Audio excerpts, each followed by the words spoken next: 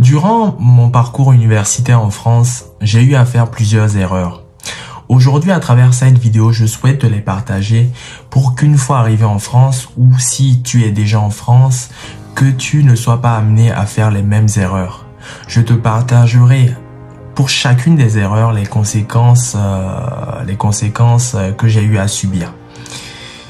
Il ne s'agit aucunement pour moi de dire qu'il faudrait être parfait, mais de pouvoir être au moins informé pour ne pas répéter les mêmes erreurs.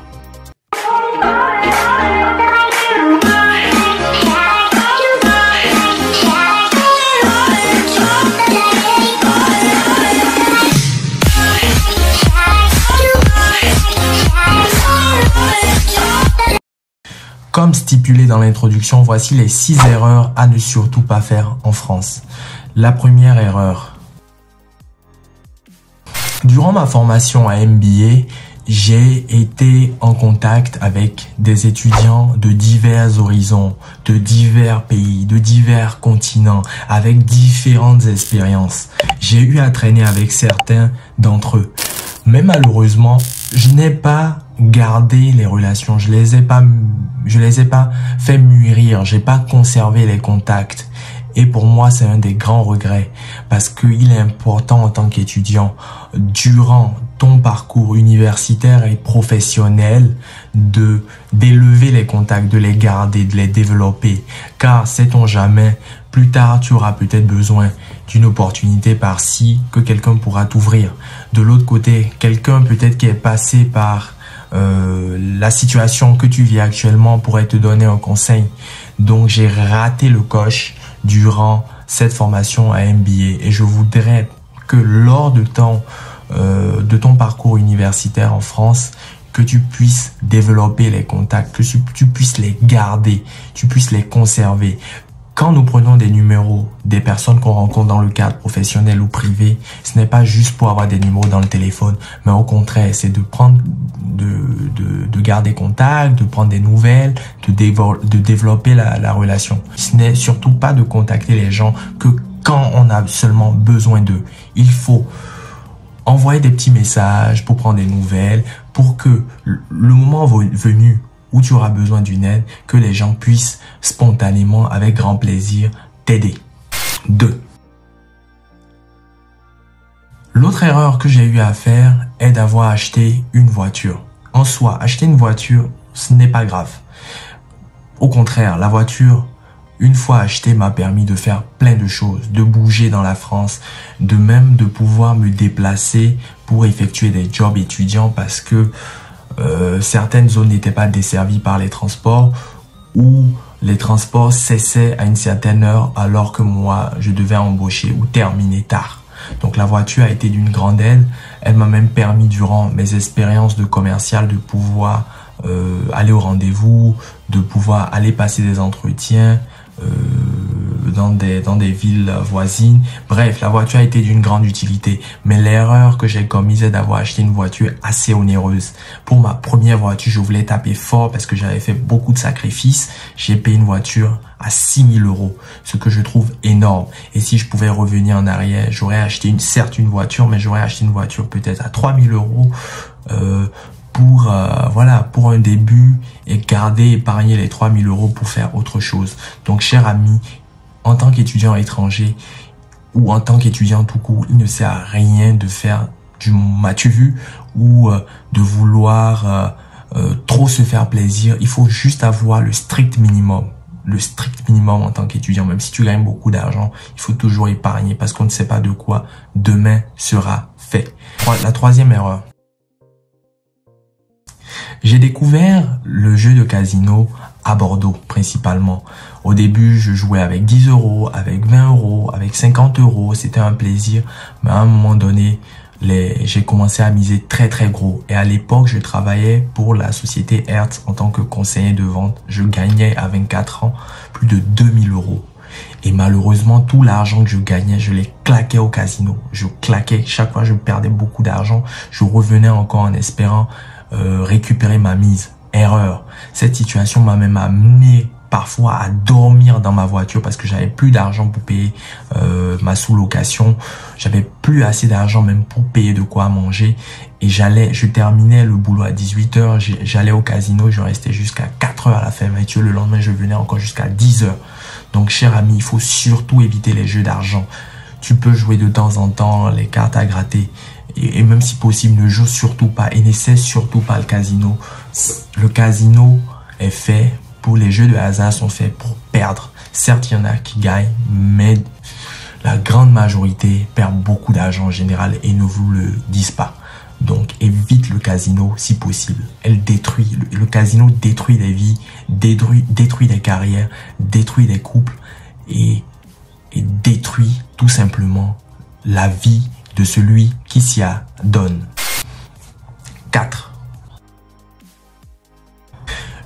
Quand j'étais parti faire un job de saisonnier à Bordeaux, à l'époque j'étais à Massy chez ma tante, donc je suis parti pour la saison et j'avais fait un peu de recherche sur un établissement parce que quand j'étais chez ma tante, je voulais faire un deuxième master, donc j'avais trouvé une école de commerce sur la place et j'avais pas poussé mes recherches, approfondi mes recherches.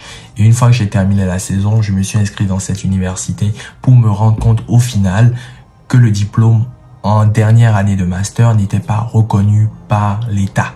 Donc, cher ami, ne fais surtout pas la même erreur que moi. Renseigne-toi en profondeur, fais les recherches, demande des conseils, parle aux anciens, interroge, mène des investigations. Parce qu'au final, une fois l'inscription payée, j'étais engagé sur l'entièreté de la scolarité et cela a été un grand problème parce qu'au final, j'ai pas pu terminer mon année. Faute de transport parce que à l'époque finalement je me suis installé à Bordeaux, je prenais le train, donc il y avait beaucoup de grèves et c'était vraiment un bordel pas possible. Donc renseigne-toi en profondeur sur l'établissement et ne prends pas pour argent comptant les belles paroles je dirais du personnel de l'école. 5.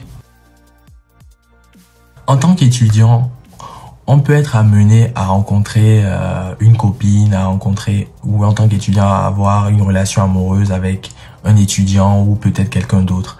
Mais cher ami, priorise toujours tes études. Les diplômes, les formations représentent la valeur sûre pour la réussite de ton projet professionnel. Ne donne jamais priorité à un homme ou à une femme. Cela a été mon erreur. À l'époque, j'avais rencontré une jeune fille avec qui je suis resté plusieurs années et au début de la relation, je faisais mon premier stage, oui, en France pour valider mon premier master.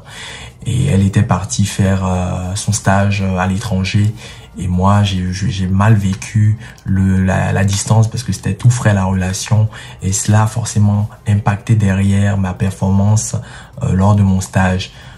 J'étais même parti 10 jours la voir et au final au retour je n'étais pas bien et quand elle est rentrée j'inventais des excuses pour ne pas me présenter en stage et au final au bout de 4 mois j'ai été viré.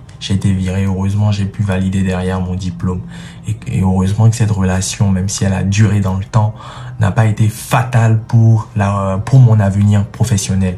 Donc cher ami, priorise toujours tes études. La femme ou l'homme avec qui tu seras en couple peut-être durant tes études, rien ne garantit que vous serez éternellement ensemble. Et si cette personne t'aime réellement, elle comprendra que tu priorises tes études, ton avenir. Cela est très très important. 6. Tu es peut-être fan d'animaux.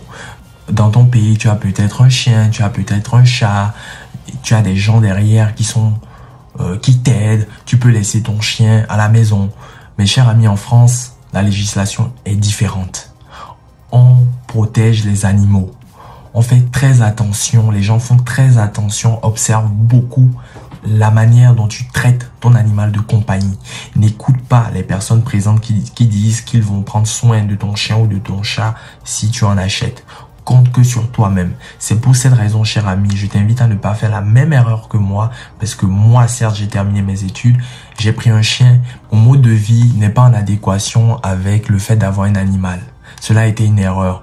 Je pensais que ça allait être pareil comme au pays, mais au contraire, j'ai beaucoup de mal parce que je bouge beaucoup dans le cadre professionnel ou dans le cadre privé et cela est une forte contrainte et l'animal, le chien ou le chat ne sera pas forcément heureux avec toi parce que oui, tu l'aimes, mais malheureusement, tu n'arrives pas à consacrer beaucoup de temps. Et moi, j'essaie tant bien que mal de rattraper mon erreur parce que certes, on fait des erreurs, mais derrière, il faut assumer les responsabilités.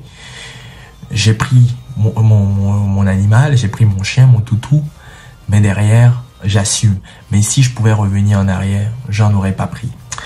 Alors, la dernière erreur en bonus que je partage avec toi, c'est le tabac. C'est le tabac. Cher ami, en France, il y a beaucoup de fumeurs. Tu auras besoin de nouer des relations. Tu auras besoin d'avoir des liens sociaux, d'échanger.